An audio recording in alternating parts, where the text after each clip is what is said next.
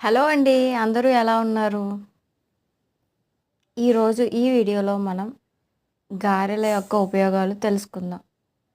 గారెల్లో మనకి క్యాలరీస్ అనేవి ఎక్కువగా ఉంటాయి. ఎవరైతే వెయిట్‌ని పెరగాలి అనుకుంటున్నారో వాళ్ళకి ఇది ఒక బెస్ట్ చాయిస్ అని చెప్పొచ్చు. మరి ఈ గారెల్లో మనకి పీచు పదార్థం అధికంగా ఉంటుంది కాబట్టి ఇది మలబద్ధకాన్ని నివారిస్తుంది. తద్వారా జీర్ణక్రియ రేటును కూడా మెరుగుపరుస్తుంది.